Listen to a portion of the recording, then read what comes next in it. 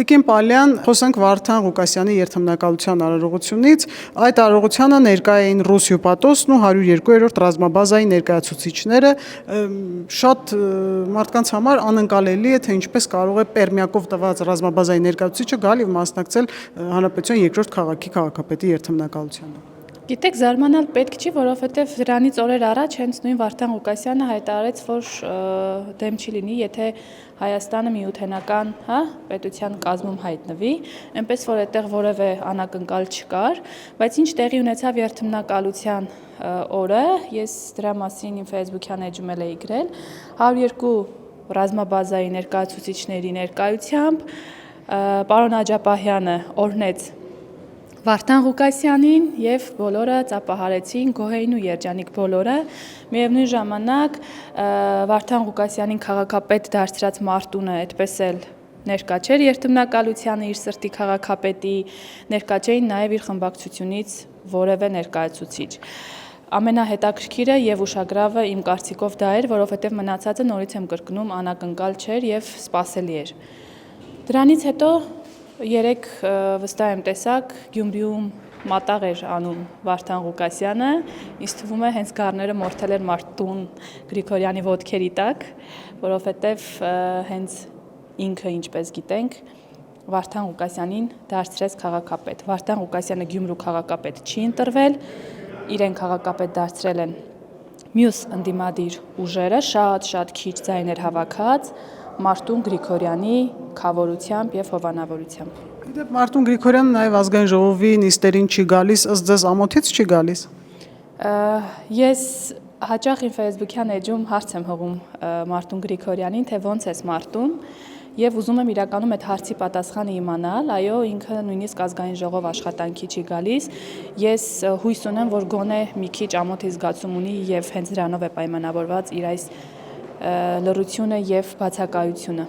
Եվ սա պատահական է այս ամեն ինչը, թե ընդդիմությունը կփորձի ներքաղաքական process-ները այս թեզով տանել, ինչը որ հիմա Գյումրիում տեսնում ենք։ Տեսեք, ընդդիմությունը եղանակ տաքանալուն զուգընթաց միշտ ինչ-որ գործընթացներ սկսում է իրականացնել ու ինչպես փորձը ցույց է տալիս, միշտ այդ գործընթացները ձախողում են։ Այս անգամ եւս հնարավոր է բացառություն չլինի եւ նորից եմ կրկնում եղանակներն արդեն բարենպաստ են եւ ընդդիմությանը դրսում կամ այլ ինչ-որ շոուներ կազմակերպելու մեջ կարող ենք սպասել եւ բայց դա հերթական ձախողված փորձն է լինելու դա հերթական իրենց ամոթն է լինելու եւ որպես խորհուրդ հորդոր մեր ընդդիմադիր գործընկերներին կասեմ ուղղակի վայելեն տաք եղանակը Եվ ներքաղաքական ինչ զարգացումներ եք սպասում, ինչ սպասել ես ամենից եւ ում դեմքով այս անգամ հանդես կգա ընդդիմությունը։ Իրենք շատ դեմքեր չունեն, ինչ դեմքերով էլ հանդես գան, այդ դեմքերի հետևում երևում է Սերժի եւ Քոչարյանի դեմքերը, որը իրական իրենց դեմքն է եղել ու մնում է։ Մենք տեսանք, որ Գյումրիում եւ ոչ միայն Գյումրիում, այն տեղերում, որտեղ ընտրական process-ներ են, երբեք իրենց իրական դեմքերով ի հայտ չեն գալիս, չեն մասնակցում այս կամ այն ընտրություններին, որովհետեւ քաջ գիտակցում եմ, որ եթե հենց ուղիղ Սերժ Սարգսյանի եւ Ռոբերտ Քոչարյանի դեմքով ներկայանան, ապա ձախողումը ապահոված է։ Իրենք փորձում են, այսպես ասած, քաղաքացիների նյարդերի հետ խաղալով, քաղաքացիների իմաստությանը չվստահելով, փորձում են իբր նոր դեմքերով ի հայտ գալ եւ ներկայացնել նոր ծրագրեր, նոր թեզեր, բայց ինչպես գյումրեցին, այնպես էլ Հայաստանի Հանրապետության ցանկացած քաղաքացի շատ իմաստուն է եւ գիտակցում է, որ այս մարդկանց հետևում ինչքան էլ հոգեվորականի դեմքով փորձեն ի հայտ գալ, ինչքան էլ փորձեն այս կամ այն նոր քաղաքական դեմքեր չակերտավոր ի հայտ բերել առաջին պլան, բայց միևնույն է Հայաստանի Հանրապետության քաղաքացին այնքան իմաստուն ու գիտակից է, որ հասկանում է ովքեր են կանգնած այդ մարդկանց հետևում, ինչ նպատակ ունեն եւ ուր են ուզում մեր երկիրը տանել եւ հենց դրանով էր պայմանավորված, որ քաղաքացիական պայմանագիր կուսակցությունը Գյումրիում այսօր այնքան վստահության քվե է ստացել, ամենաշատ վստահության քվեն է ստացել եւ Գյումրու համայնքապետարանում լինելու է ամենամեծ խմբակցությունը 14 մանդատով, որը ծառայեցնելու ենք, ինչպես հայտարարել ենք հենց ընտրությունների երկրորդ օրը, Գյումրեցու եւ Գյումրու բարեկեցության համար։ Իսկ առանց 14 ավագանիների քաղաքապետը ինչքան էլ ուզենա որևէ բան անել չի կարող, Գյումրու թիկունքին կանգնած ենք եղել միշտ եւ շարունակելու ենք կանգնած մնալ, որովհետեւ գյումրեցին էլ մեր թիկունքին է։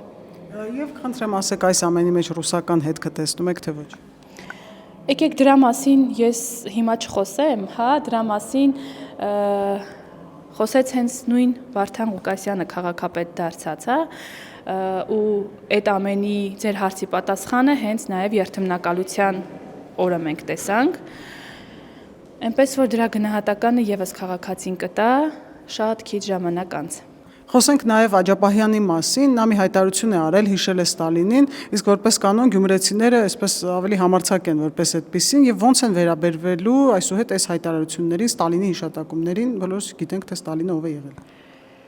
Ավել հայտարարություն պետք չէր անել, որ գյումրեցին իր վերաբերմունքը ցուցաբերի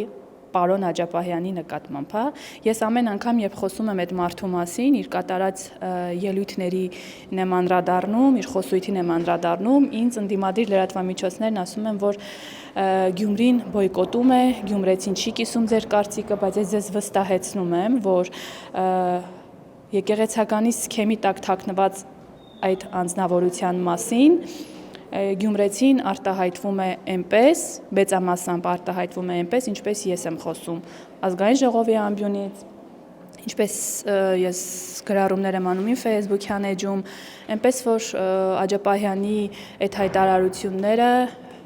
եւս մեկ անգամ փաստեցին, որ ես եւ իմ համաքաղաքացիները ճիշտ կարծիք ունենք տվյալ անձի վերաբերյալ եւ ինչքան խոսում է այդ մարդը, այդքան վնասում է իր առանց այդ էլ գոյություն չունեցող հեղինակությանը։ Շնորհակալություն։ Ես եմ շնորհակալ։ Չմոռանաք հավանել տեսանյութը եւ բաժանորդագրվել Civic AM-ի YouTube-յան էջին։